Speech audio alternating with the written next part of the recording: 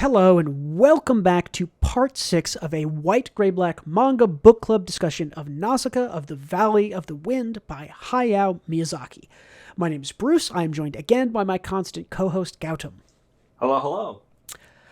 Boy, this one, we're moving now. We are on the downhill section of Nausicaä. This is volume 6. This part is called The Place Dreamed and is the beginning of the end, in my opinion, for sure, of a lot of things. Part 6 in the 7-part story structure.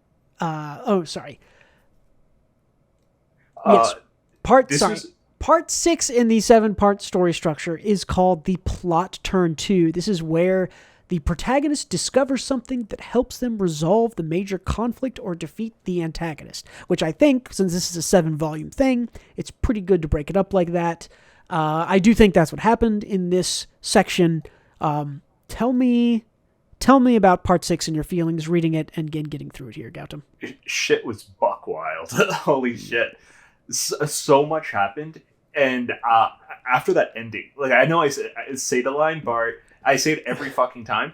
I was like, there's no more? What the fuck? Yeah. I just wanted to read the next page. And I feel like this feeling intensifies after every chapter or every volume of Nausicaä, where I just want to continue. I've felt that the most here. Yeah. Because I just want to see how this all ends. Yeah, this one especially, I think, ended in a way that was very just sort of like, boom, bang, bang, here's all the big stuff, and then it's kind of like, okay. And then it just kind of ends, and you're like, wait, but everything is about to happen. We're right here. So yeah, I'm very much looking forward to part 7. Let's just hop right into part 6 and start talking about it. We left part 5 at the end with the Daikaisho happening. It's at its apex. The mole and the bugs have met. Nausicaä is inside the belly of an Omu. Everything is kind of sideways for everybody. We open this part on the Dorak refugees, picking up right where we left off, with Chikuku and the Dorak elder Charuka confirming that Chikuku and his psychic powers cannot find Nausicaä anymore. They said at the end of the last chapter, Nausicaä is gone or dead. I don't remember. I like what just a side note, I like what a homie Charuka ended up being. Yeah, he's like an asshole for like a couple pages, and then once he like takes his mask off and is a main character, he's like a super good dude. We like him a lot. Yeah, he's tight. Yeah. So the molds are joined together. These two leave in a little jar ship to go check everything out. They note that there's not a whole lot of sign of miasma being left. Everything's kind of sealed up. They find some people trying to steal Nausicaa's Maeve, little wing ship. And it's, surprise, the worm handlers. These little shitbags. Boo, worm handlers, boo. Charuka gets down and is like, hey, put that down. Stop stealing, Mr. Steelers. It's like, take me to your leader. I want to talk to him. One of the Dorak guy who's driving the jar ship says, like, hey, look, this isn't just like one group of worm handlers or one clan. Like, this is all of them, or at least a lot of the worm handlers. So interesting that they've all kind of converged here. And they effectively tell Charuka, it's like, hey, go shove it, you fucking asshole. Yeah. You mistreated us and our kind for so long. Like, everyone has that.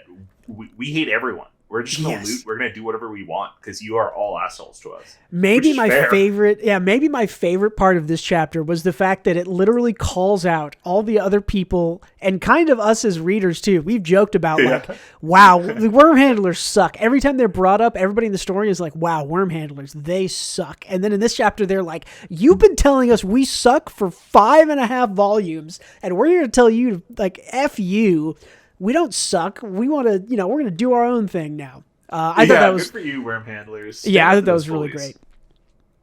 Turns out that the worm handlers followed the insects to get here, which is interesting because they, of course, are sort of more connected to the insects and to nature. Charuka sees a strange pod that the worm handlers are carrying and is like, what are you stealing? What are you doing, shitbags? You're taking bad stuff. What's in there? He looks inside this little pod. He sees that there are some just babies kind of being kept away from the miasma being cared for in there. The worm handlers say that they found them in the villages along the way. People were hiding them in ovens and hiding them away and stuff like we saw in the past two parts. So this is a neat little technique to get you to kind of care for the worm handlers a little bit more. You see that they have like a bubble full of, not a bubble, a little like cartridge full of babies, and you're like, oh no, what are these shitty little worm handlers doing with these babies? And they're like, yeah, we're taking care of them because we found them and picked them up along the way. We're just going to make them worm handlers and they'll survive and it'll be fine.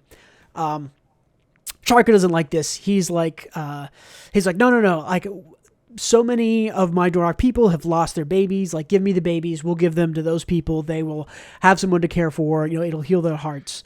Normal people will take these. Normal worm people. Handlers. They won't be raised as worm handlers, and it'll be better for them.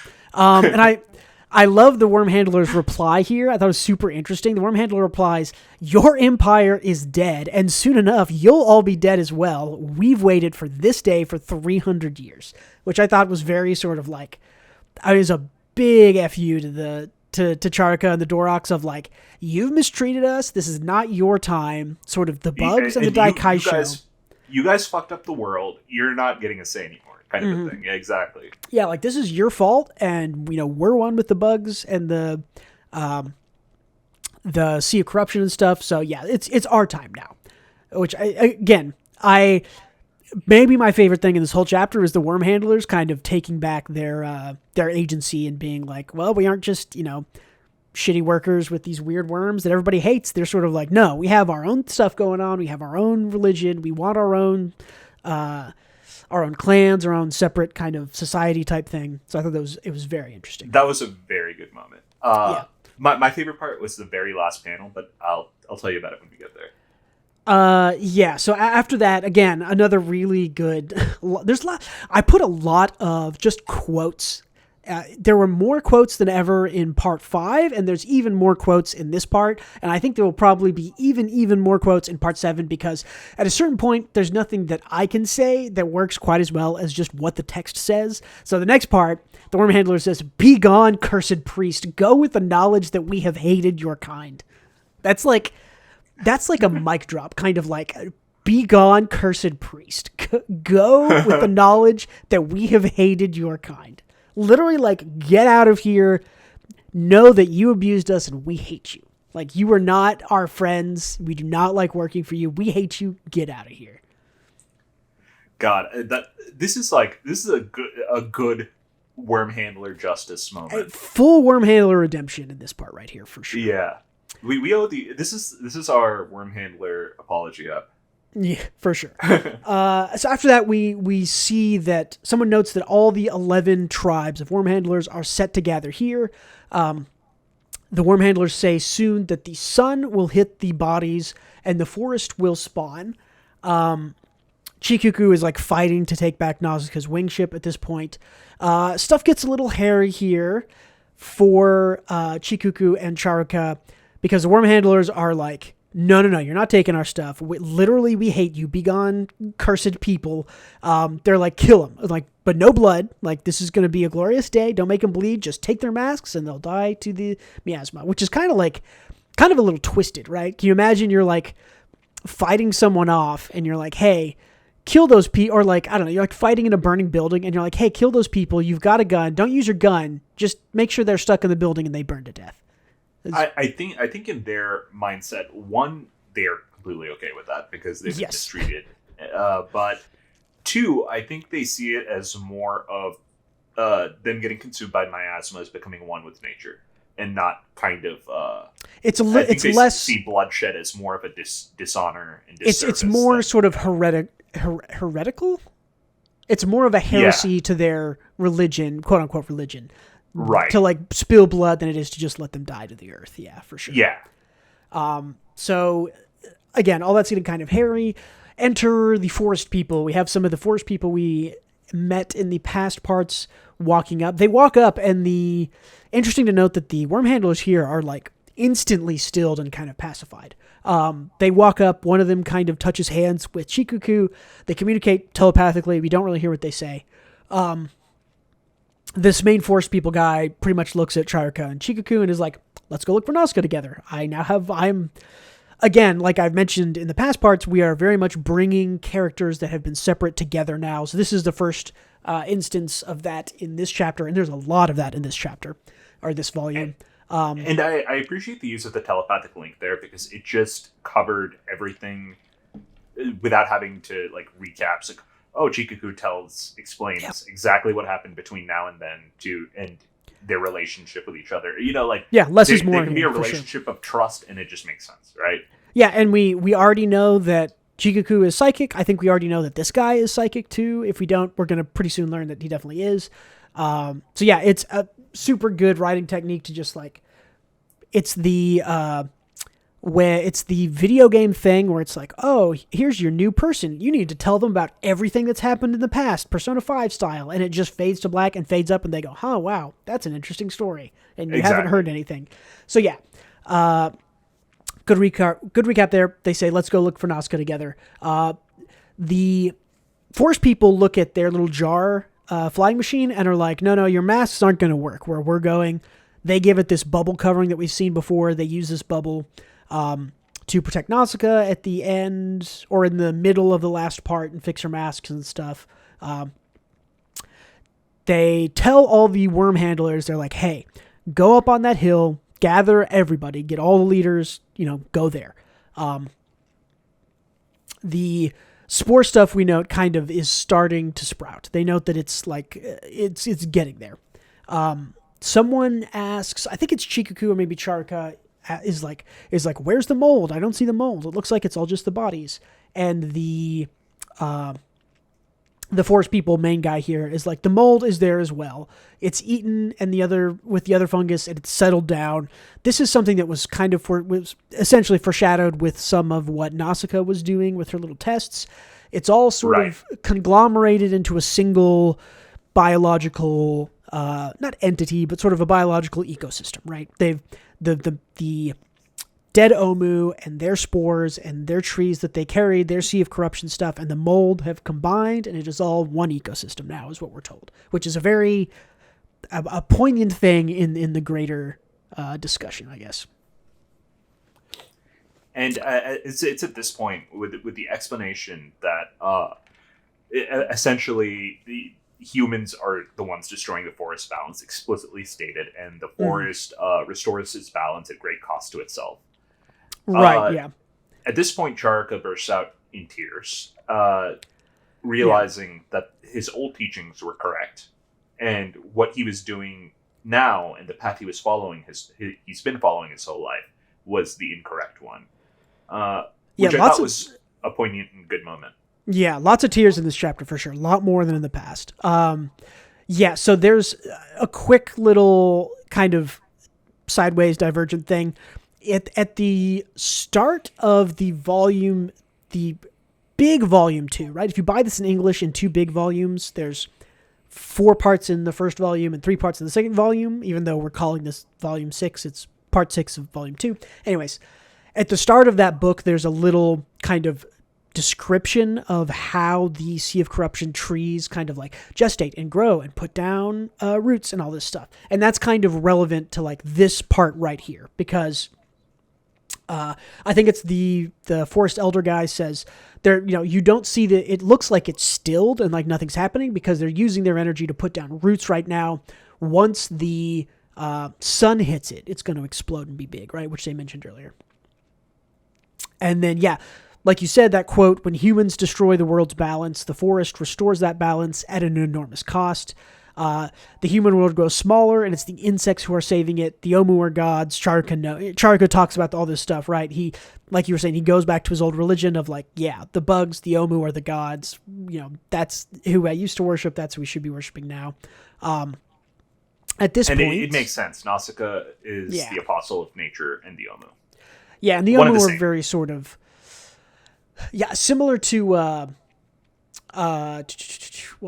to Princess Mononoke, the sort of spirit of the woods. The Omu are very much just sort of the gods / spirits of nature in this story. So, it's like a tangible manifestation of nature. It's like a living being that represents nature. Exactly right. So Chikaku gets a little telepathic tell from somebody. He's like, "Oh, what is that?" It's like, "Oh, it's Teto, the little." Teto has not done much. I don't know if we've talked about Teto since part 1. He's been around. It's the little He's just squirrel. a A little little squirrel guy. thing that's with Nausicaä. We cut over to the forest people meeting on top of that hill with the OG worm handlers. Apparently, they say, 3 of the 11 tribes have fallen. And the forest people are like, you're going to sit on this mountaintop and you're going to watch this forest grow. And it's going to be good for you. I don't know what to say. Right. So the searchers, following Teto's psychic link, they find Nausicaä, luckily, in a little bubble of slimy stuff inside an Omu, which we saw happen at the end of the last part. Charuka is like, I can't get in here. How do I get in? And the forest person is like, I can get her. He sort of reaches in, pulls her out. As they're doing this, the sun comes out. And this kind of gives you a little race against the clock, a couple of page or two here where stuff is starting to like grow around them while they're down here trying to get Nausicaä out of here. So it's a nice little sort of like tense, not really action scene, but kind of like instead of everything being Indiana Jones Boulder moment where it's like 30 seconds and then it's done. Yeah, injecting because it's been sort of, I don't know, it's a very good energy flow, right? Of things are still, things are solemn. Oh, but then they're fighting for this. They're fighting for Nausicaä to get her little flying machine back, and then the force people come and it's still and quiet again. They got to rescue her. Things are now high energy again. It's just a really good flow and story to not be at one note for too long, but to bring high energy, low energy, all those things. I like it a lot. Me too, yeah. Yeah. So this force growth is sort of threatening to trap Nausicaä and all these people down here, but they get out. Long story short. They sort of carry this guy and Nausicaä in this weird kind of serum bubble back on the jar ship. She's like suspended in this gel. So when they fly in, like all the worm handlers like see her and are like, that's it, that's God right there. I see her. The worm handlers, like the forest people, they are in tune with nature. So they just know when they see it. Yeah. And I think at this point it's like basically everybody knows when they see Nausicaä, they're like, that's her. Whether that's her in a good or a bad way, they see her and it's like, yep, that's her. It doubly helps if anyone has questions as to why they think Nausicaä is a goddess just by seeing her, that the Omu covered her in their Omu gel. The serum, they call it. Yeah, the serum. And that's doubly proof that the Omu would go out of their way for a human. You know? Yeah, not something that the Omu would do. The worm handlers are like, okay, give us our god. Like, give her to us. Like, we're going to make her our deity. Come on. They're kind of aggressively demanding it. They're also like, this like the serum is holy. Give us the serum. You see, there's like a panel or two with guys like drinking it and putting it over their mouths and being like, I can breathe without breathing. It seems like a sort of powerful liquid, I guess you could say. I actually very much like this moment because, and I'll talk about the next part too. Is after they show the worm handlers Nausicaä, they begin to take Nausicaä away, and the worm handlers use their grappling hooks to like pull the jar down, and they're starting to get aggressive, like you mentioned. And then the forest person uses his psychic abilities to like knock away all the grappling hooks. Yeah. And the worm handler's like, oh, we made the forest people angry. Oh no. But they're taking God away. Oh no. Like, they're experiencing like a crisis because they see Nausicaä as a salvation. They're like a severely oppressed people. So they're for sure. They are grasping at anything, any kind of positivity or anything to pull them out of kind of the dark life they lead.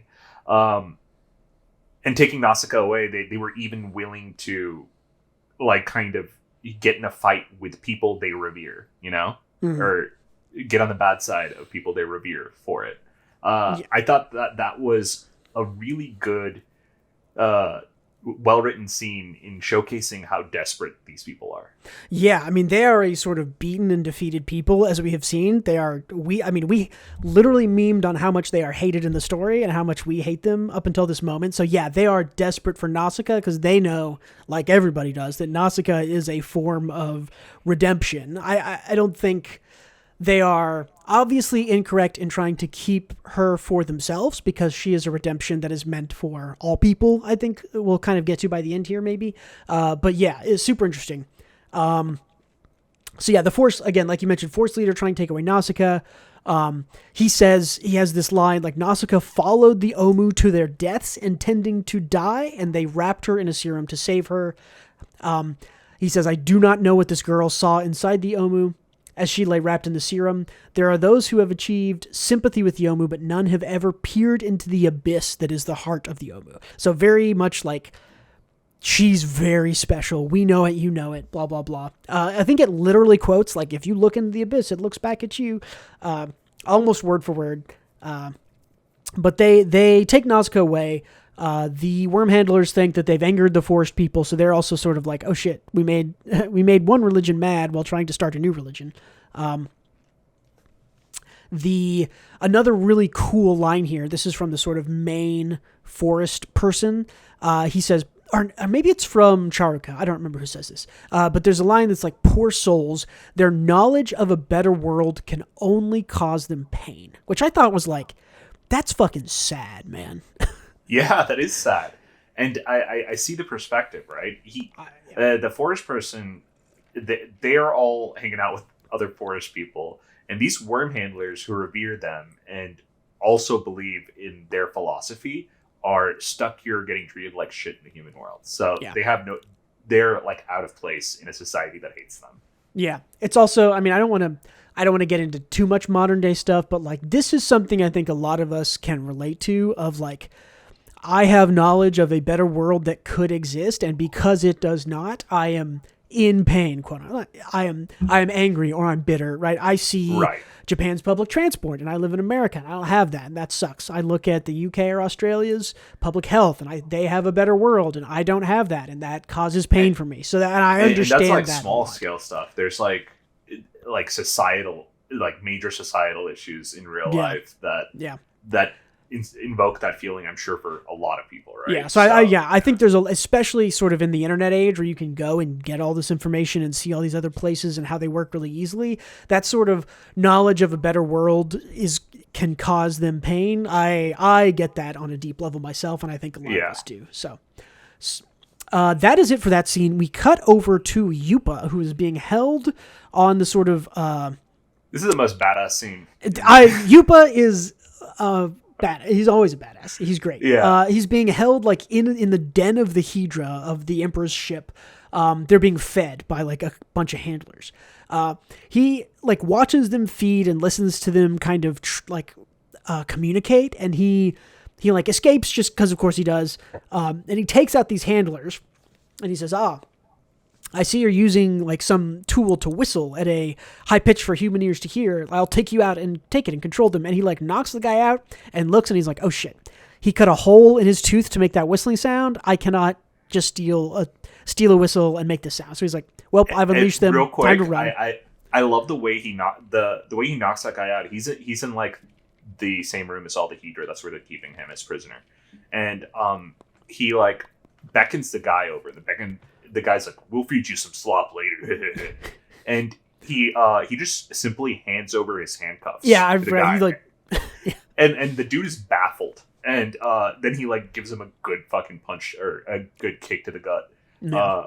But I love the cheekiness of handing over the handcuffs. Yupa's great. One of the best sort of like, he is very much kind of an all good, all knowing, all powerful type of character. Maybe not all powerful, but he's very much the sort of like Max. Gandalf.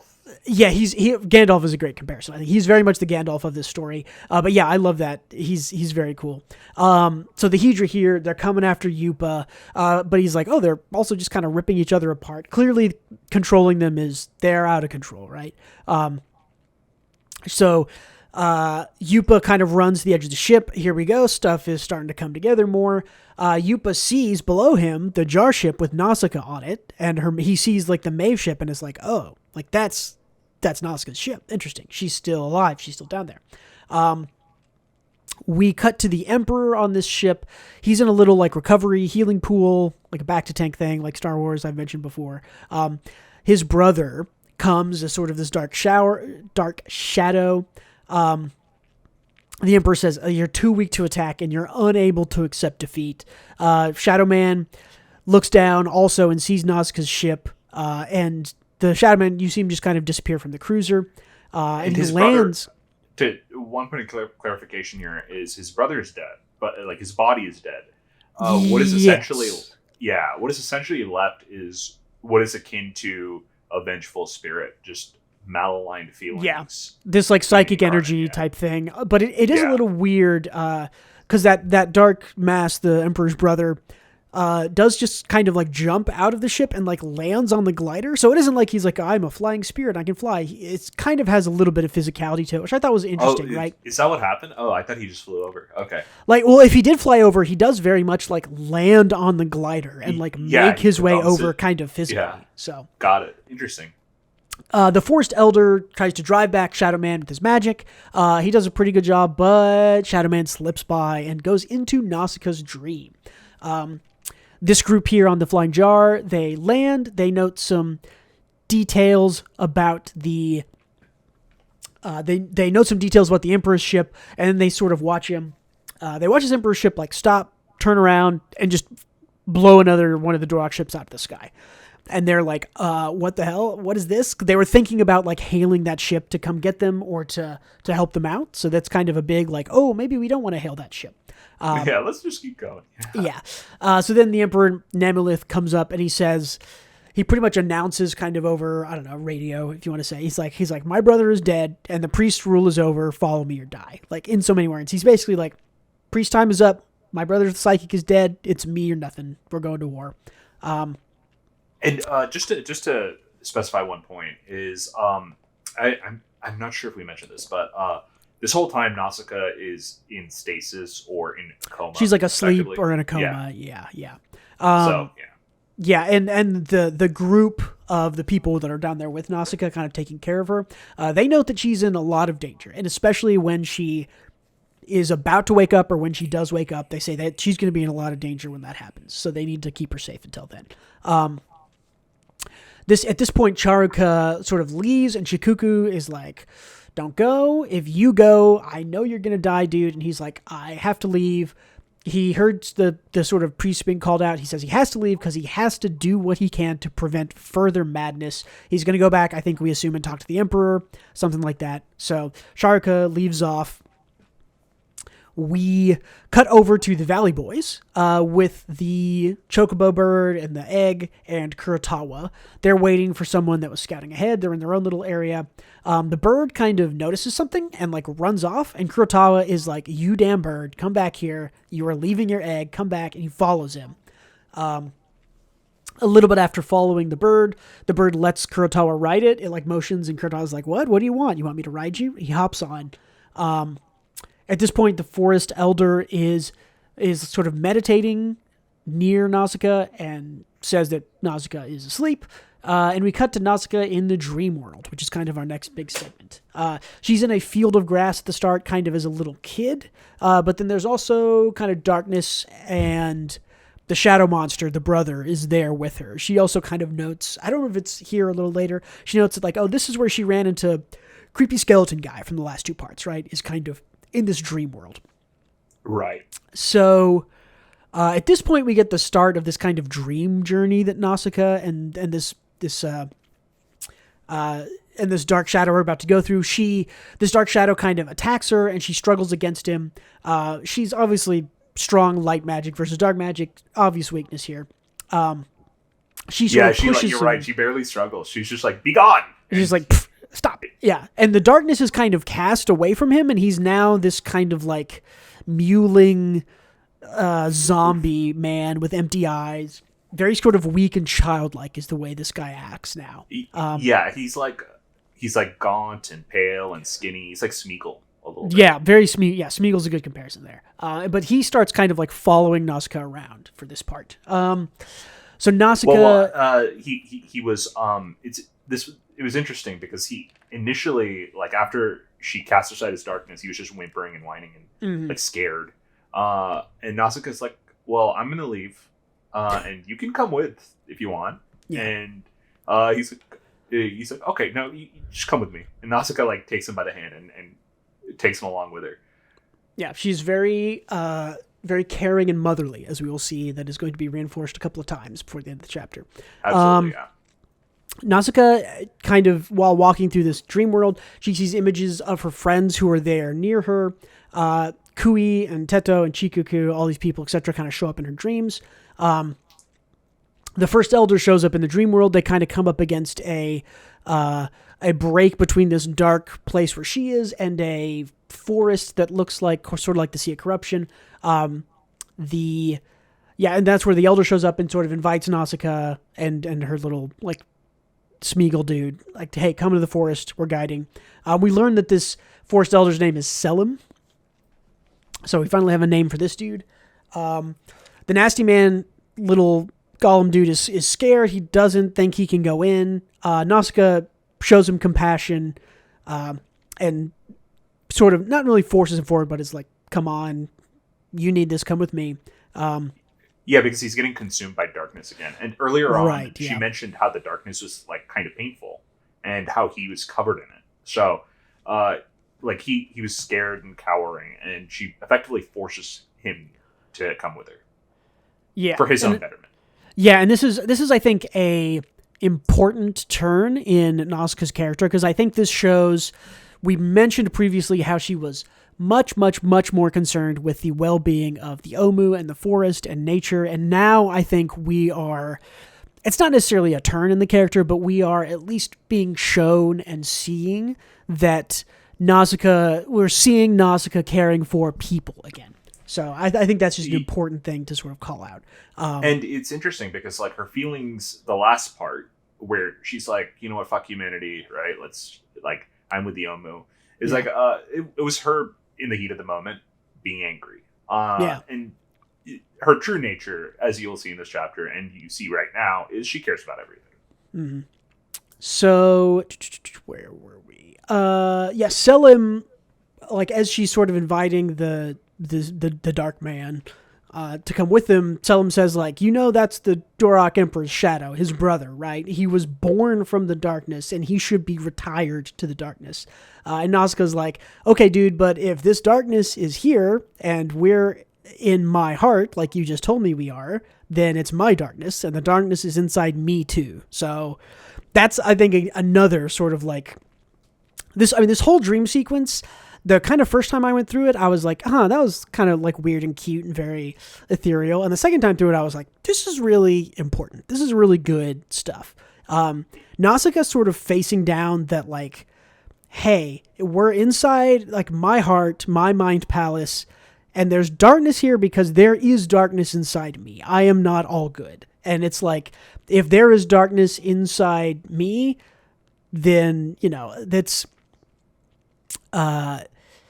she very much embraces her humanity. Yeah, exactly. Yeah, that's a good way to put it. She accepts that darkness exists inside everyone, and it makes her human, and it, again, I think attaches her to humanity in this way that we see in this part of the story, whereas she was more attached to nature, and we predicted, I think, successfully, because I think it's a well-written story and easy to predict because it's well-written, that she is now going to sort of connect herself more to humanity in this part, which the sort of darkness section is part of that. So, and Selim gives her the I knew you'd say that kind of face, like a knowing, like she's got it. Yeah, you're the one. You know all the right answers. Let's just keep going. Kind of a face. It was like he was testing her in some way, Yeah. So Nausicaa says the darkness is inside me. Also, she says, if that's the case, then this person is already a part of me, because they are darkness. There's darkness inside of me. We are connected. Again, like I said, this is that change from I only care about the forest Nausicaa to I care about the other people also. We get a long couple of pages, which are just kind of I don't want to say frivolous. They're kind of a mystical journey through dreams, where they meet some Omu. They ride on some. They like ride them through a river and stuff. This is kind of like an art exhibition section. There's like 4 or 5 pages here that are just kind of like, oh, that's interesting visuals, but not really a whole lot else goes on here. It is, but there was also one moment where like the old guy is like comforted by Nausicaa, is saying, "Don't be scared of the Omen. They just want to play," or something like that. And he's happy and laughing. And she points to Selim and is like, "Hey, look, he's laughing." And he's like, "Well, so are you," And I think that's kind of another establishing moment that she's reconnecting with her humanity. Yeah, for sure. Kind of a thing. In case people didn't pick it up. And it's a nice mirroring with the sort of brother Gollum Shadow Man, as he is sort of as a baby being reconnected to kind of all these happiness and light and not being darkness anymore. And Nausicaa's kind of, she doesn't know it, but she's taking the same journey essentially. She's guiding this broken man to kind of the same place where she is going, right? Some would say she's a shepherd guiding him through the valley of darkness, but it couldn't be me. Couldn't make any more Christian religious comparisons.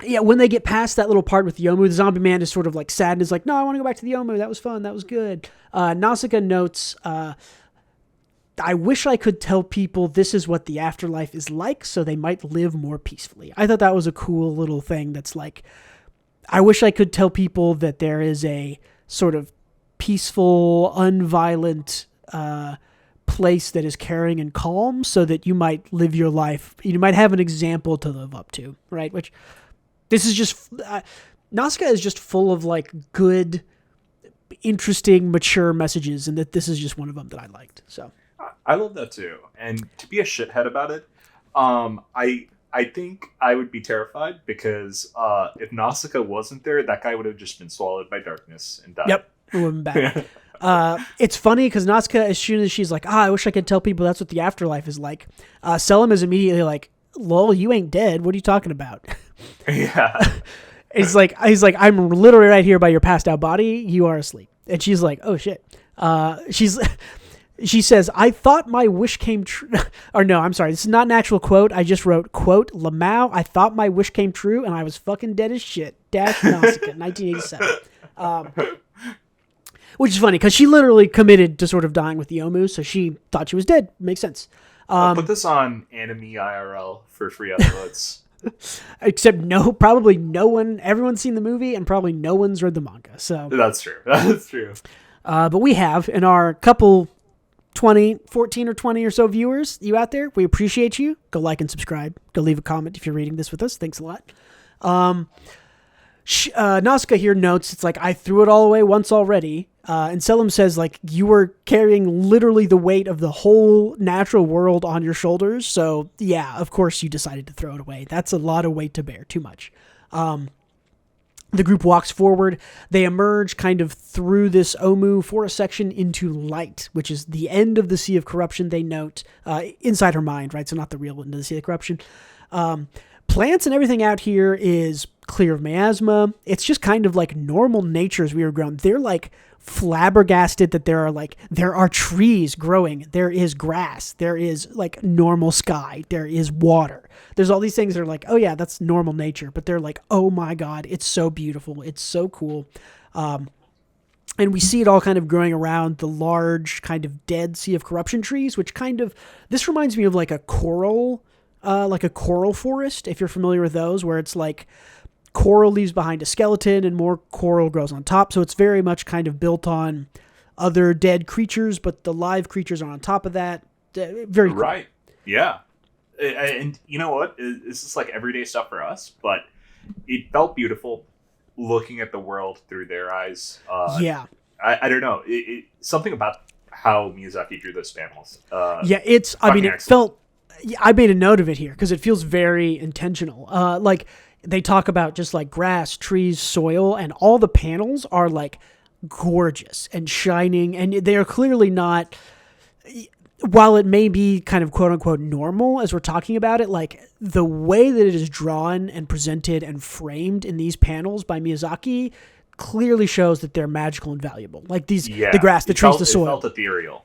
Yeah, for sure. It's very, very cool. They see like birds appear and they're like, holy shit, birds. Like I've never seen a bird. I've only heard about them. They're like, the zombie man goes and chases these birds. He's very childlike through all this, but this part especially, he's very much like a little kid chasing these birds. Nausicaa, as she's walking through all this kind of gorgeous nature stuff, she's like crying. She like steps on a little plant and like picks it up and apologizes to it in like a very kind of, I don't know, tender moment. There's a funny thing that happened during that panel. what was the little critter's name? Oh, Teto? Yeah, Teto. Teto is biting the head off a dragonfly while she's apologizing for that Really? flower. That's funny. Yeah. I didn't notice that at all. Yeah. Yeah, but Nausicaa finally notes, like, okay, let's go. We have to go back to our own world because we can't contaminate this one. She literally just says, like, pretty much flat out says, like, if people knew what paradise looked like, they would just fuck it up. Like, I think she says in basically like, okay, let's give them 1,000 years and they can try it again because none of the humans that are living right now are worth it and they would not work here. Which is very kind of negative and I don't want to say defeatist, but can you blame her? Like, no. Look at the people around her. Exactly. Like, they're doing war when there's like a handful of people left, right? They're still fucking vying over territory. And it very much feels like it's less like, oh, all humans are shit now, let's try again. It's much more like, hey, the environment, both natural and societal, that these people were raised in is sort of not necessarily going to allow them to break free of the cycle of violence and all these things. I think she just kind of knows that it's like, it's going to take us a while to get away from that. And the more peace we can experience, the better that is. But if she just brought all those people into this world now, it would be destroyed and bad. So on that note, Nausicaa wakes up in the real world. She wakes up, she says, I feel as if I have been reborn and I can't stop crying. She says, she has this weird line here that's kind of not addressed. She's talking to Selim, I think, and she says, I was wondering if it's all right to be happy. And then they just like move right past it. I thought that was like a bomb. That's like if someone says that to you while you're like talking to them, that's a bomb drop, right? Like, I wonder if it's okay for me to be happy. Like, she's clearly saying like, I think because she has been so attached to the natural world and the Omu and the forest and stuff, and that forest, one, is responsible for kind of cleansing poison, and also it's a adversarial force. She has not been super happy in the past, and now she's sort of like, she sees the light at the end of the tunnel, she's moving towards it.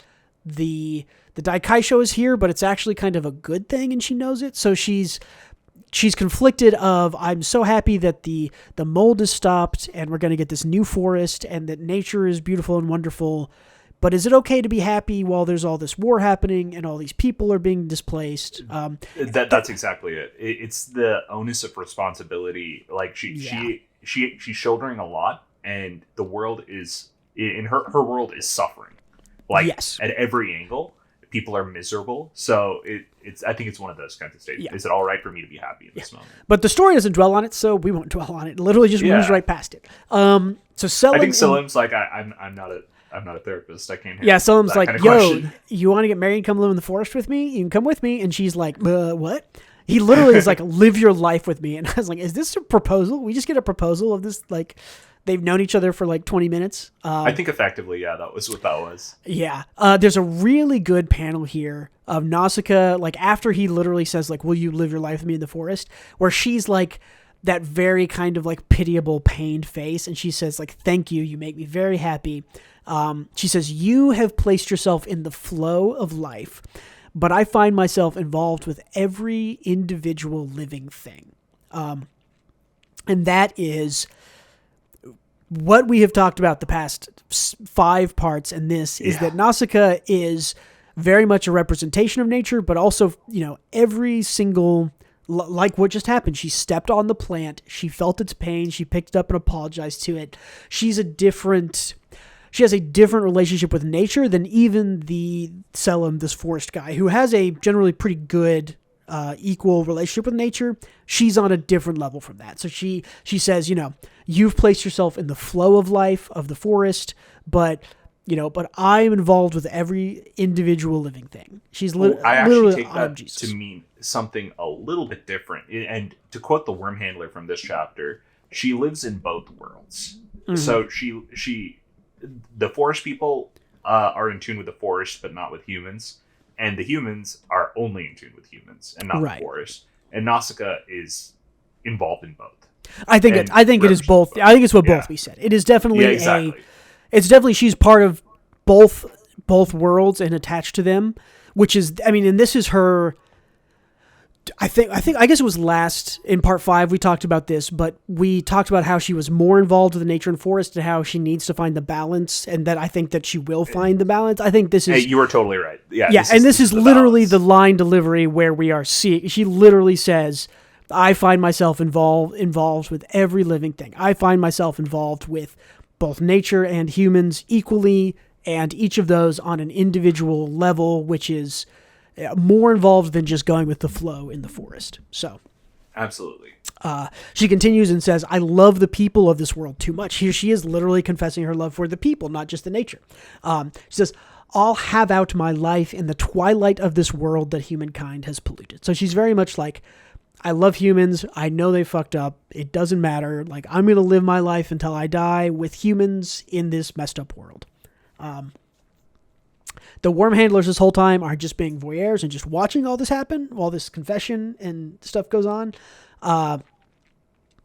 Selim leaves at this point, and Nausicaa notes that he shared a secret with her that helped her not lose heart as she had before, because I do think in part 5 when she goes with the Yomu and just says, all right, like, fucking kill me, like, take me and make me part of the forest, that's her basically giving up on humanity, right? And saying... Right. The forest is where I belong. I give up on humanity. So I do think Selim serves a really important purpose. I wonder if we see him again in part 7 or not. Because Nausicaa literally says, like, hey, your little dream guidance thing that we had helped me realize that, you know, I am a person of both worlds, of all people, of all plants, etc. So I think if we do see him, we see him in the epilogue. That might be true. Because I think his job here is done. Yeah. So this is the...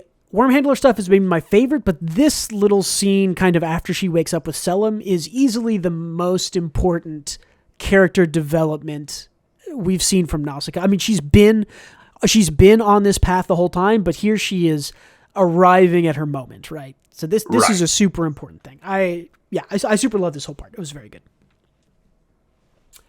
We get a big kind of reunion with Mito and Shikaku, and everyone's like, yay, happy hug.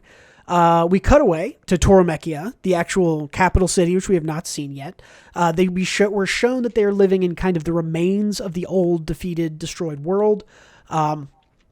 This dude is telling the Toromechian emperor, like, kind of in a poetry way, like, shit's fucked, yo. Like, people are dead, crop's dead, everything's bad, everything sucks.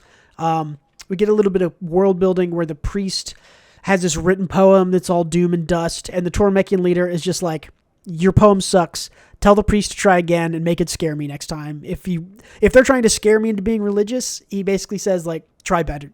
That was not scary enough. Yeah. Which I like. It's a real cool character established for the world building and character established for the Toromechian leader, like, not buying into this sort of scare tactic poems, and also telling them, like, if they're trying to make me religious, this is not working, which is a cool little, like, oh, okay, we know there's religion. We know that the Toromechian leader is not really a part of it or not involved. They want him to be a part of it. It's just there's a lot you can do. Logical, but not, yeah. Right. Hyper logical. Then he takes his, like, lute or whatever that small instrument is, and he slams it on the cat.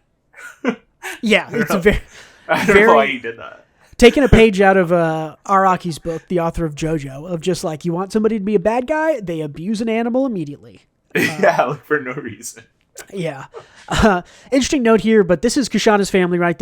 We meet her dad and two of her, I think, older brothers, or two of her brothers at least. The other two brothers that look just like the brother who died. I guess they're like triplets or something. Yeah, potentially. Yeah, I don't know if we know for real. This whole family is fat. They are large, rotund men. Which they're also ugly. You know, they're very ugly not people. pretty. And it's a very, it's a good, evident character design type thing where you just have. I'm trying to remember another, like, sort of fat blob type bad guy to point out, maybe like a Disney movie or something, but. They show up every once in a while, and it's very easy to see, like, oh, yes, these people are... I mean, the Doom poem says, like, our crops have burned, and it's like, okay.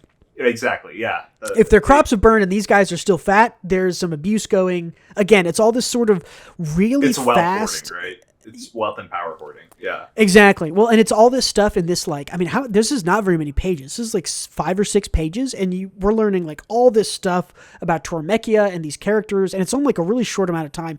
I mean, again, we praise Nausicaä a lot because it's really good, and we're talking and reviewing it, but like stuff like this is where it's like exceptionally good. Like in 5 or 6 pages, we get cool world building. We understand Kushana's family is wealth hoarding, food hoarding. They're shown as fat. They're shown as cruel. We get sort of all the context we need for who they are. We get their plan. Because the king here tells the 2 bros, like, hey, go make a sudden attack on Shua, which is the Dorok capital. And he says, like, have you forgotten what lies in the crypt of Shua? Cool. That's cool foreshadowing. Because that's going to be really important in this section. And as you will see, if you have looked at the title of part 7, that the crypt of Shua is going to be very important there. So that's that little scene. Here we get what I think is maybe the worst part of anything we've read. It feels like a weird little interlude. We go back to the Valley of the Wind. We watch this little girl, Teppa, try to ride the wind. She was sort of taught by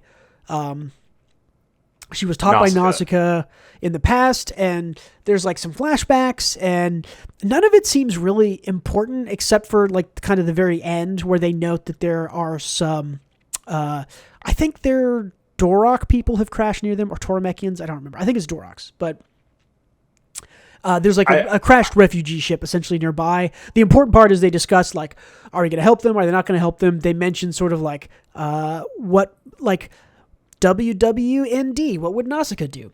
And they're like, okay, we'll go help them. Another cool little world building moment happens where the Valley of the Wind guys head out with like a long stick on their back that has like a sword on one side and a round bread on the other. I agree. This was a weaker part though. This was a very weak little like 10 or 11 pages. I did like the part with the bread, but the part with Teppa, it felt unnecessary. Kind of stalled the action a bit. It was strange. I think it's just one of those. Bad. I think the intention was what the priest lady said at the end, where yes, Teppa is the new child of the wind, and if there is a new child of the wind, everyone is thinking, sees it as like an omen that the previous child of the wind, Nausicaä, will never come back to the Valley of the Wind.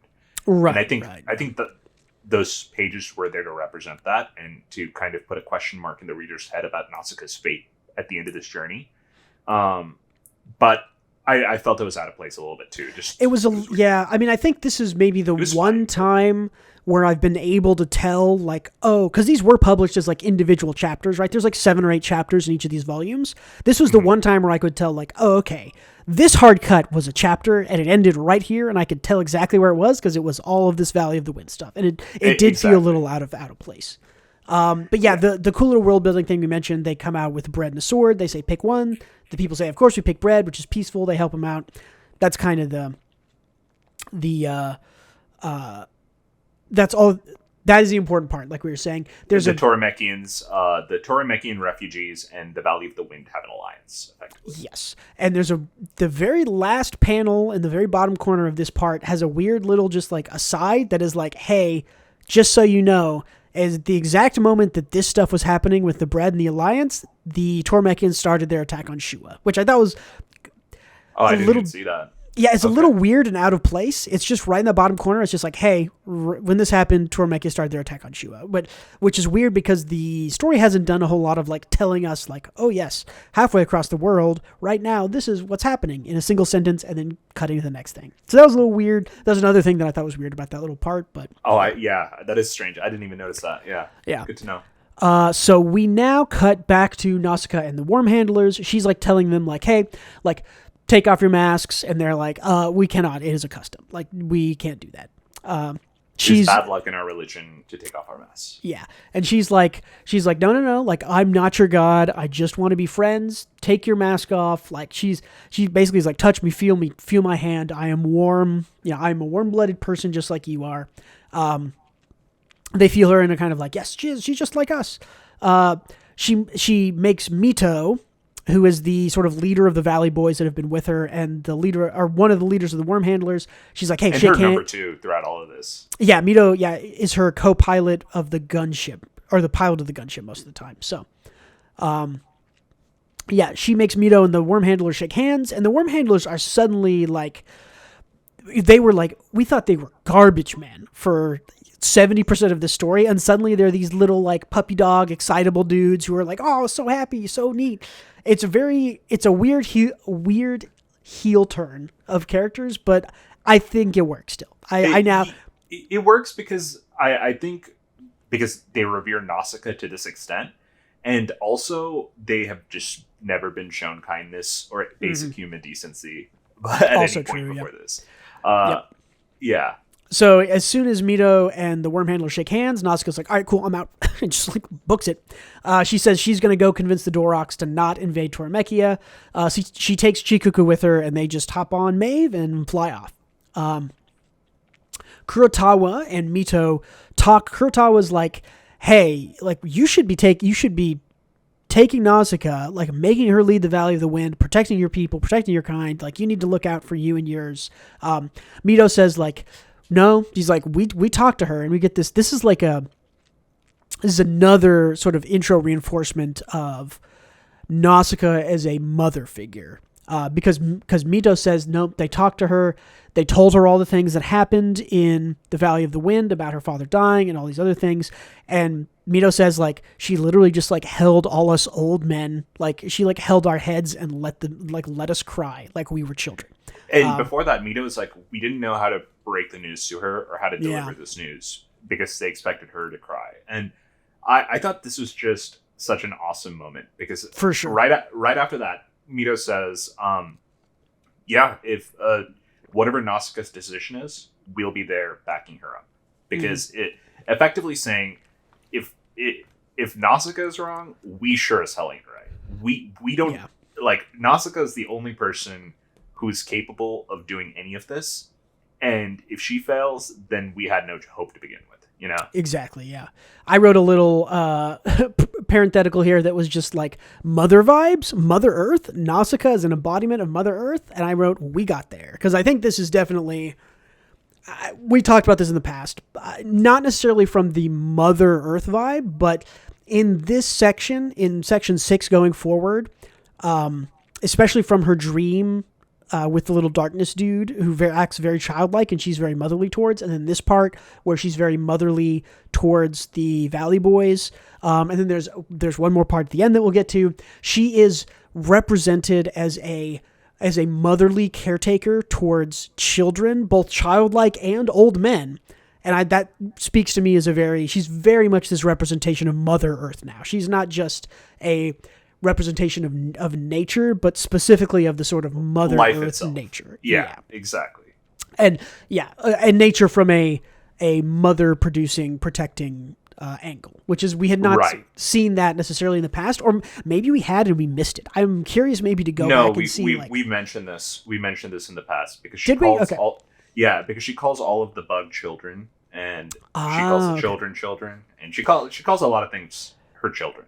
Okay, interesting. I don't know if I specifically ever caught on to the sort of Mother Earth angle, but now, it makes sense that it's been throughout it. Yeah. Actually, like about the God Warrior being a literal baby and how it's commentated that it's a baby, and I'm like, oh, Nausicaa might call that thing a child, you know? And we'll get there. We'll get there. Yeah, that is indeed coming. So they go looking for Charika, who's set off. This is Nausicaa and Chikuku. They connect with them telepathically on their way. Charika tries to tell them, he's like, don't come, shit's bad, don't come here. This was a funny moment where Nausicaa like visits him in the dream, and she's wearing clothes, but I guess they're like thin undergarments, and Charika's like, where are your clothes, child? I'm a priest. What are you doing?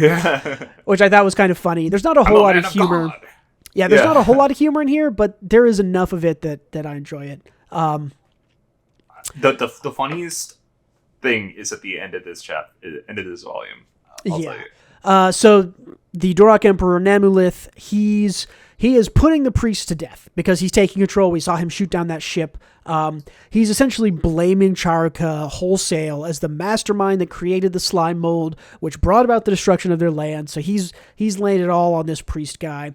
And finally, Kushana on screen. Let's go, baby. Best character.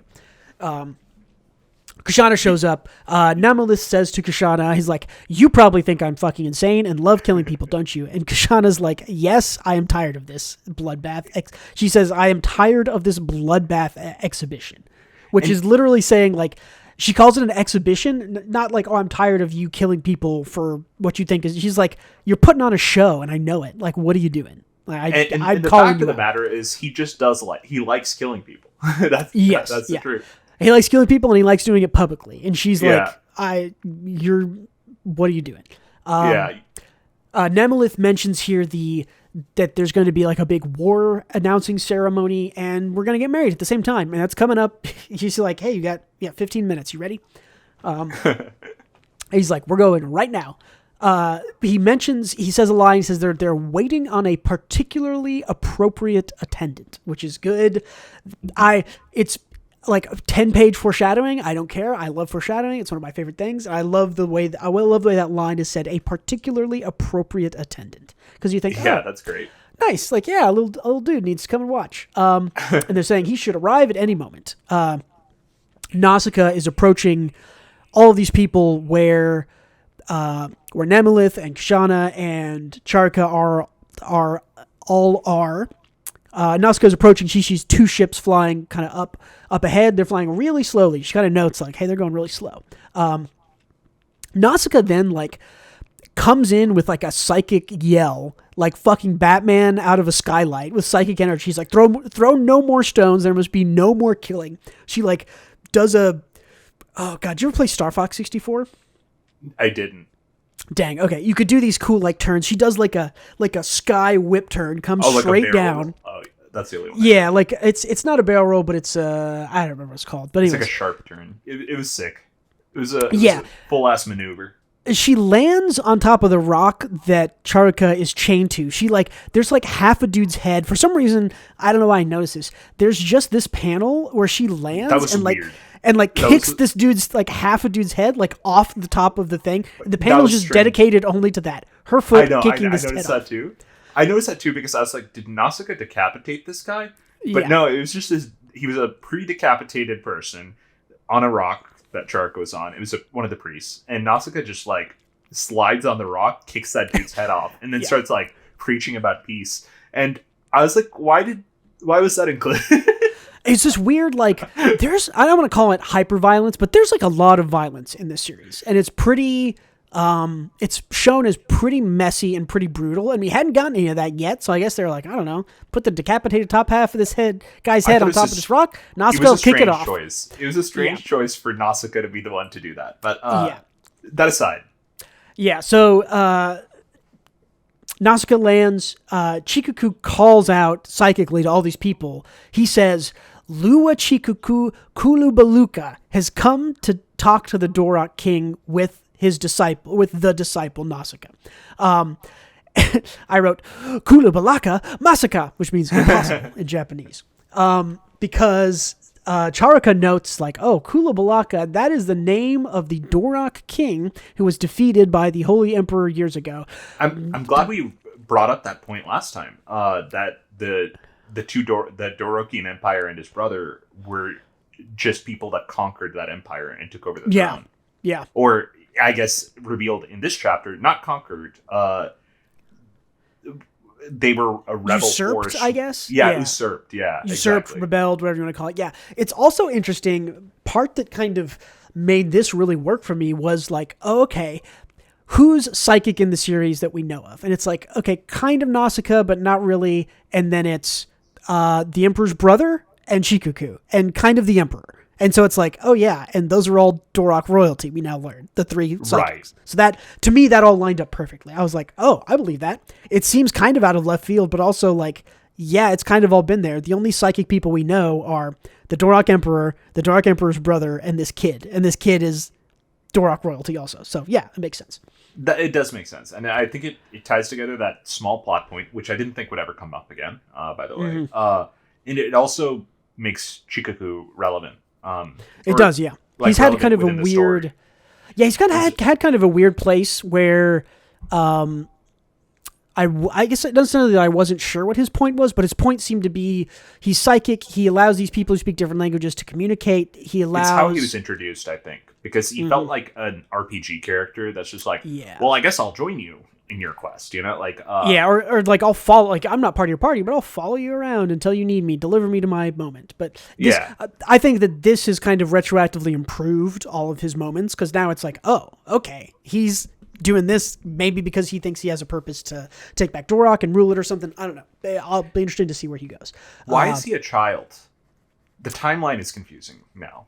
I don't know. I assume that there is just some natural birth line from the Emperor, but maybe not. There might be more going on here. We'll see. Got it. So here comes that attendant we mentioned, and it's a big flesh bag flying between those two slow ships that Nausicaä mentioned earlier. We mentioned earlier, I think we all know what's inside the big flesh bag. It's Eva Unit 1. Essentially. Nausicaä takes Chikuku's hand, says, hey, broadcast this to everybody. She literally is like, hey, above us in that ship that's coming is a god warrior, and it's gonna, quote, fucking wreck everybody. It's gonna destroy all of us. She broadcasts images she has into people's minds showing the god warriors like destroying the world all those thousands of years ago. I don't know how she has those. Maybe she was shown it by, I'm trying to remember where she has those images from. I think she just knows somehow. Made up the images based on stories. Yeah, maybe. So she says, like, hey, the Dorok Emperor is a bad dude. Surprise. He just wants more death and more killing. All you Dorok people are good. You should move to the edge of the Dorok lands. There is still land there. Live near the Sea of Corruption. You can live with it. I will show you how. It's cool there. She says, I thought this was another really important line that I have quoted here. She says, the Sea of Corruption is a product of our sins, but it is not our enemy. Choose love over hatred. Choose love over hatred. Pretty simple one. But I really like that line of the Sea of Corruption is a product of our sins, but it is not our enemy. That, I think, is a encapsulation of a lot of what Nausicaä has been about, especially if you'll remember all the way back to part 1, we talked about how Miyazaki wrote this in response to a natural disaster that happened.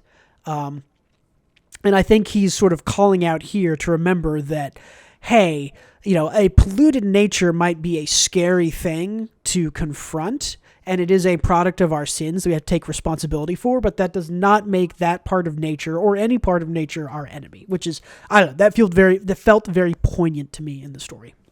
Yeah, absolutely. There is suddenly a psychic attack on Chikuku by the only other psychic who is still around, the Emperor. The Emperor then fires some cannons down to the people. Okay, this is the sort of, we've lit the fuse, action time, climax time, baby.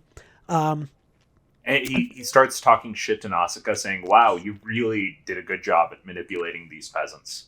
Yeah, the Emperor, he's a great bad guy, because he's so full of himself. I wrote here, it's like, the Emperor is so haughty. He's like, LOL, nice move. He's like, hey, bring that girl here, and she's going to be the entertainment for my wedding, which is happening in 8 minutes. Kushana's there, like, and the Emperor mentions, he's like, oh, you're in a tizzy, ha ha ha. And Nausicaä is sort of rushed by all these Hydra that have been commanded by the Emperor to go grab her. Kushana's instantly, like, her head is doing calculus, and it's like, plans changed, Yeah, she's like, okay, like Nausicaa's here, God Warrior's here. She's like, okay, I'm not getting married in 8 minutes. So, yeah, Nausicaä gets on her flying ship, and again, here's Nausicaä being this sort of badass violence bringer. She literally is just like, okay, I'm gonna go take down the God Warrior, see ya, like, flies off. We see Mito and the gunship kind of flying in, and they're sort of like, we gotta help Nausicaä. Nausicaä tells them, she's like, hey, we'll bring down that God Warrior, attack him. They take out one of the sort of carrier ships with their single shot. This is another kind of comedy moment that it just like pop up every once in a while here, where they're like, wait, the ship only has is a one-shot wonder? And they're like, yeah. Which I thought was kind of funny. But they take out one of the gunships, and the God Warrior flesh sack thing sort of lands on the Emperor's ship, or maybe he was already like set down there or something. I think they knock it down. Yeah, I think they knock it down. So the Hydra are now like rushing the helpless people. And suddenly there is gunfire from another one of the warships, because all these Dorok warships are all here kind of as a contingent. And they land, and out comes, it's Asbel and Ketcha. I totally forgot about Asbel, by the way, at this point. Yeah, me too. Was he even in part 5? I think he maybe was. He might have been in part 4 last we saw him, though. I don't remember. He was in... Oh, fuck. I think he was in part 5.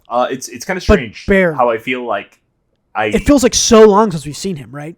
I feel like Ketcha is more of a Torimekian representative than Asbel is. I feel like she's more memorable somehow. Yeah, she's definitely, I think, had a larger part. I think because her interactions with Yupa, Asbel has been less...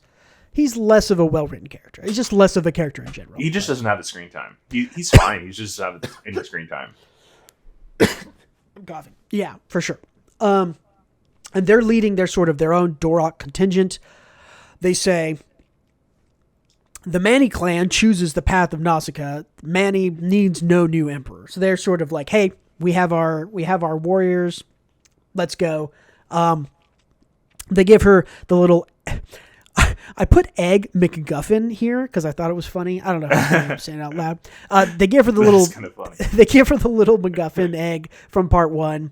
Some of the Doroks... it's even funnier that it... Yeah, okay. Egg MacGuffin, like Egg McMuffin. Yeah, Egg McGuffin, yeah. Because it's an egg and it's a MacGuffin. Anyways, so some of these Doroks down here want to fight. Petrarca's like, no. He's like, she literally just asked you not to do that. Please don't do that. He's like, we're going to use that ship to escape. Nausicaä said, no more dying, no more fighting. We're not going to do that. Nausicaä lands on the big ship and is like facing down. She has like fire and wreckage behind her. This is like one of those like hyper badass moments. You can see it on screen here. I think is where this panel is from. She's on the Dorok mothership, not mothership. Yeah, fuck mothership. She's on the mothership, like flames behind her from the down ship. She's just marching up to the Emperor. She's gonna fight him or talk to him, whatever it is. The really cool panels here, the whole flagship coming down, it looks awesome. And man, this little interaction here again is like so many cool moments in this. It's really paying off. The Emperor says like, oh, so the blue-clad one resorts to fire in the end too. Well, he says, you can't destroy the God Warrior with fire, woman. I love that he calls her out of like, oh, you think you're this peaceful, Jesus, good-bearing woman. Is like, you come at me with a sword and you've shot down one of my ships. It's like the blue-clad one resorts to fire in the end too. I thought that's such a cool 3 volumes ago, bro? We covered this. Yeah, it's like we've talked about this, but good call out. He's on our page now. Yeah. I also like that it's a classic villain talking shit before a disaster moment. Exactly, yeah. The Emperor notes, he's like, that thing burning behind you, he kind of does a little bit of exposition here, which is fine. I didn't mind it. He's like, that thing burning behind you is an artificial womb created by the scientists of Shua. Shua is the Dorok capital, remember? He says, it's a sack to keep the monster from walking on its own. He says, no one knows how to control that thing. And at this point, there's no stopping it. He's like, you unleashed it. Good luck. Haha. God, and the Emperor, he has so many good lines. I enjoyed him in the last part. In this part, he's like one of my favorites. He's a good villain. Yeah, he's such a good villain. This line here, I really just like loved so much. He says you disgust me, you pseudo divine, wet behind the ears little girl. Like what a great translation and line, whatever that is. He's just like, he just calls her out, like, you pseudo divine, wet behind the ears little girl. I think that insult would have worked if Nausicaä wasn't so goddamn competent. Yes. I think that's even I, as an audience member, I think that it would be a really good insult. I think this is good writing because I think that would be a good insult to anyone else in that position. But like, as an audience member, I'm like, no, I'm Team Nausicaä. Yeah, well, and it isn't so. It isn't so much a good writing and a good insult in that, oh, he hit the nail on the head, he's exactly right. It's a good line because it shows how wrong and egotistical he is, and it's in all classic sort of literature drama, right? Pride goes before the fall. If you just want to write a dramatic story, your bad guy has to be too prideful, and that has to lead to his downfall. And this is exactly what happens. The Emperor says, you're this pseudo-divine, wet behind the ears little girl, when we know, this is a little bit of dramatic irony, right? Dramatic irony is where the audience or the reader knows that things being talked about in the story are either not true or we have more information, so the lines in the story have different context to us, right? The Emperor says this, and we as readers know, like, okay, she's not pseudo-divine, she's not wet behind the ears, and she's not a little girl. She's killed people, she's gone to war, she's done this whole spirit journey thing. So we know that he's super wrong, and so when he says this, it's a great line because it's good writing and like the words he chooses, but also shows us like, oh, the Emperor is flaunting his ego and he is incorrectly labeling the good guy, and so he's about to go down. So I think that moment for me was a very sort of like class, like this is like a Shakespearean moment to me in the story. It very much was. It was great. Yeah. So Nausicaä says she's going to return the Hydra and the God Warrior to where they came from. I don't know if we fully have context for that. I think they talk about the Emperor, the Emperor's brother. The Emperor talks about his brother when they were little, and he says he cared about people more when he was little. Nausicaä says like she knows where they came from because she says it's like part of the human darkness that she saw inside herself. Which is interesting. She's essentially saying like, hey, these weapons of war that humans have created they come from that darkness part inside of herself. But she says, hey, but there's also good, nice parts inside the dream world. I'm going to show them, these kind of, essentially the God Warriors and the Hydra they're like artificial humans, right? So she says, I know where they came from. They came from that darkness, but I'm going to take them back to the good dream world and show them a better place so that they have consciousness and are real, they're not real humans, but they have humanity, I guess you could say. But anyway, she wants to take him to the good part because she's Jesus. So, right. More good lines from the Emperor. The Emperor's like, well, monsters begun to move, and this is like a little on the nose for me, but very much driving, very much driving home the point, right? He says, right. And you're the mother who gave birth to him. So it's like, okay, that is a little on the nose, but I don't mind it because I think it works. I think that it fits in the Emperor's style and everything. So I think I would have taken issue if this was a pattern, but this is few and far between.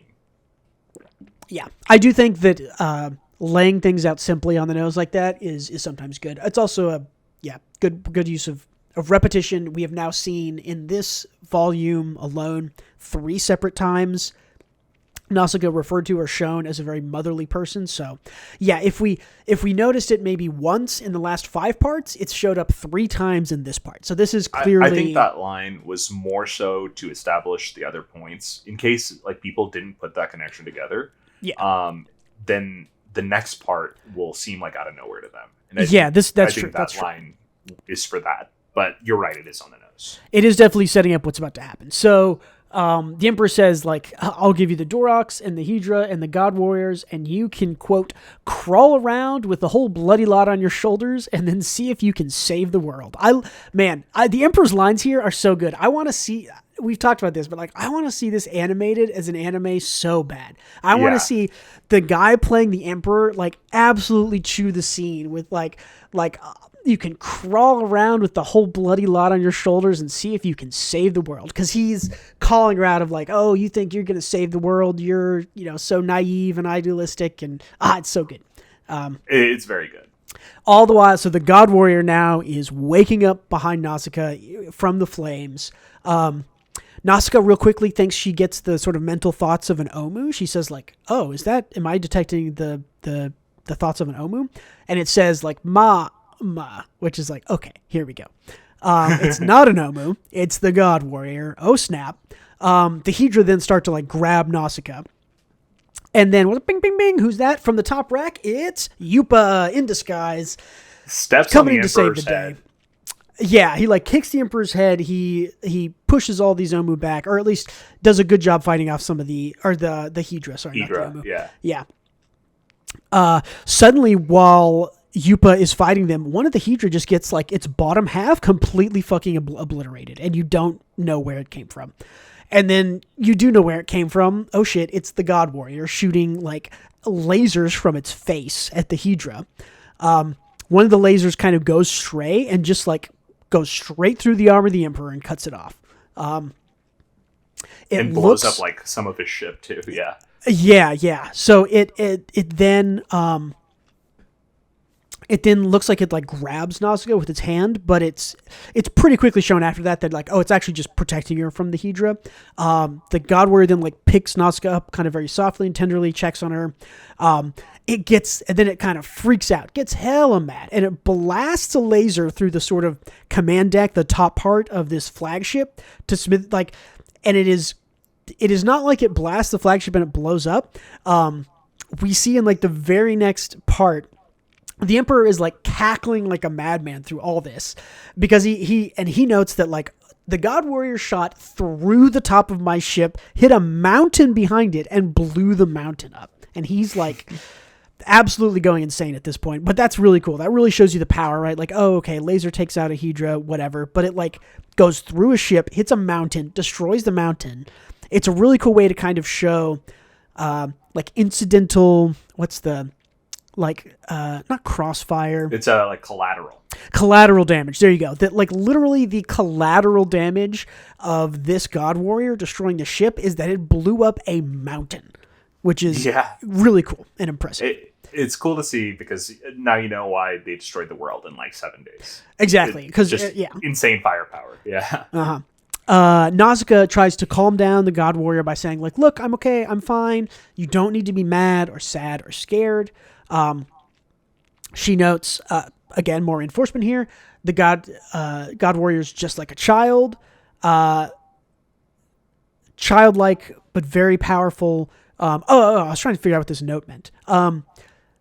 I think what Miyazaki is doing here, again, because we've got the Nausicaä as the mother thing, I think that he is using this God Warrior to be sort of a reflection of humanity, in that humanity is childlike in its sort of stupidity, and its exploration of the world is very kind of like brutal and clumsy, and it ends up destroying things and hurting things when it's just trying to explore. Incredibly and learn. Emotional and temperamental too, right? Exactly, yeah. And so I think there's a very close tie here between Miyazaki's the story's opinion on humanity being kind of childlike but very powerful, and not mature like Nausicaä, who's again kind of more representative of nature or the balance I think we're at now. So, right. So Nausicaä pulls out the MacGuffin orb. It breaks. I don't get this part. What was it for? I don't understand. I didn't get this part at all. I think that'll be explained next time. I hope so. Because I have no. It seems like it just. No, I actually don't know what it does, because it didn't look like it did anything. She like pulled it out, it breaks, and it's just like, what? She's like, hey, did you want this? And then it breaks, and the dude's like, no, what? Wait, no, it broke and shot little things into the God Warrior. Like it did. Okay. Yeah. Tiny little beams or something into the God Warrior, and then he said, "You really are my mama." Yeah, that's the next thing I have is the God Warrior saying that, which maybe that I don't know. If I still don't know what it does. So maybe it increased his intelligence, or maybe it sped up his growth rate. I think we will see in the next part. Then maybe. Yeah. Again, in this chapter, Emperor's my favorite part. The Emperor's got some more good shit here. He goes back to his ship. He finds. No, keep going. I want to talk about the last part though. Okay, yeah. The Emperor goes back to his ship. He as he's kind of going back to his bridge, I guess. He walks in. All of his men are slaughtered, and Kushana's there. Kushana and her men. And again, the Emperor's great because I think he's also good because he respects when someone else is powerful or kind of has bested him. So Kushana's bested him, and he says you have more than exceeded my expectations. He sits down in his chair. He's super bloody. Half his arm is cut off. He's like, let me rest. He's like, medicine won't do this body any good. He's like, I don't even have a stomach to put it in. He's then kind of lore drops that like his body is essentially just like the Hydra. It was transformed and created by the crypt of Shua, which again, it's kind of another cool foreshadowing thing. We're going there next time. Exactly. Yeah. And so the God Warrior then says like to Nausicaä, he says like, I'm glad I was so scared without Mama. And then the last panel, I think. Yeah, the last part. Is that the Emperor. It was the funniest fucking shit because after all this bluster and boasting, he's just like, I don't want to live no more. He's just like, all right, I tried. I'm done. Yeah. He says like, I'm tired of living. No matter what I do, things always turn out as the master of the crypt says they will. He says, let the girl carry the burden from now on. And as soon absolute sour grapes. I love the petty bitterness at the end. And he's literally just like laying back in his chair, blood from his mouth, like, all right, I'm done. Like, he's just like, fuck this. Yeah. Have you ever seen he's that League of Legends player who's like winning the whole time and is talking mad shit, and then at the end of the game when he loses, he's like, this game's imbalanced, this is bullshit. Yeah. You know, like it starts like having a meltdown. Have you ever seen There Will Be Blood? No, I haven't. It's on my list. Okay, that is an exceptional movie. There is a moment at the end where the main character has just committed a heinous act of violence and is covered in blood, and he's like a really rich guy, so he has like servants and stuff. It's in like late 1800s, early 1900s, and I think it's the last moment of the movie, or it's one of the last moments, but he just like collapses in a chair, is covered in this other guy's blood, and he just goes, I'm finished. And it's like, it's a great end to that scene. And it reminds me of this, where he's just like, he's bloody. He's just like, I'm done. Like, whatever. Yeah. He's like, fuck this. He's like, all right, I tried. Whatever, man. I ganked for you once. It's over now. Yeah. I did like the Emperor. He was a good mini arc villain. He was fun. Yeah, he was definitely a lot of fun, and like legitimately scary and interesting. Yeah, I liked him a lot. So that is the end of part 6, and we mentioned the sort of foreshadowing that we would kind of get to when we get to it next week. Part 7 is called The Crypt, which I assume means that they are going to Shua, because we've mentioned that the Tormekians were assaulting it. We've brought it up 3 times or 4 times in this chapter. The Crypt of Shua. The Master of the Crypt is mentioned as a character right here at the end. So that'll be interesting to see what that crypt is or what that means. You think it's the Skeleton Man? No, I think it's the resting place of the god warriors who destroyed the world. That would be my guess. I'm talking about the Master of the Crypt. Do you think that's the Skeleton Man? Oh, maybe. Yeah, it could be. I don't know. I hadn't really thought about who the Master of the Crypt was. I assumed it would maybe be a new character, or maybe another sort of construct body like the Hydra or like the Emperor is. I don't know. I hadn't really thought about who the Master of the Crypt. The only reason I think it might be the Skeleton Man is because he was a bit too petty and like he got aggravated at Nausicaä. Yeah. And he didn't feel like the embodiment of death because of those reasons. He did feel very human as a character. Yeah, so. He did, right? Yeah. Well, okay, that's part 6. That one, to me, that was fun. Yeah, not necessarily fun, but this one I felt the energy in this part of the chapter because it was like emotionally resonant, but it was also fun because I thought the Emperor made it fun. The Emperor does make it fun. Kushana is definitely my favorite character, but in this chapter, it's definitely the Emperor. The lines I thought he has are excellent. He's a wild, chaotic force who's just like a murder machine, goofy guy. I loved him in this part. Yeah, he was great. We mentioned in part 5, in the last part, that the sort of story mountain feels like we sort of reached the peak.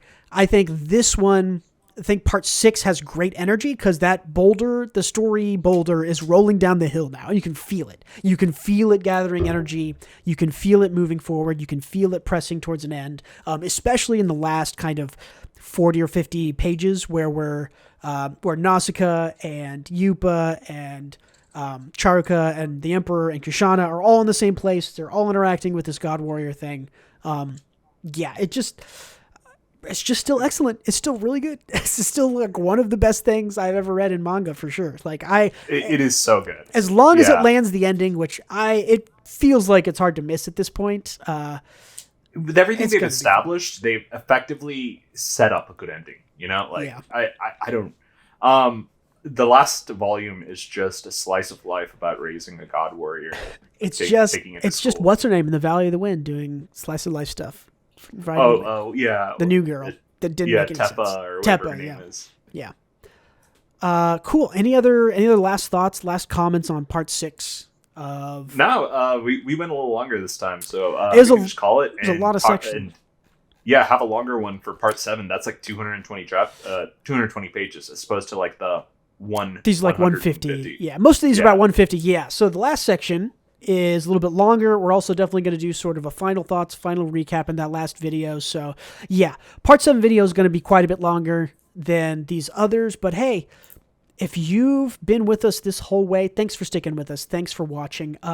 If you're a college student or a high school student using this for your report because you don't want to read it, well, first of all, how dare you? Second of all, I hope we've given you enough information to write your report. I think we have. We covered it pretty in depth. We really did. Yeah, I think you should read Nausicaä. I don't think you need to because I think we covered it. But hey, if that's you, part 7's coming. Don't worry. We'll get it out next week before your papers due.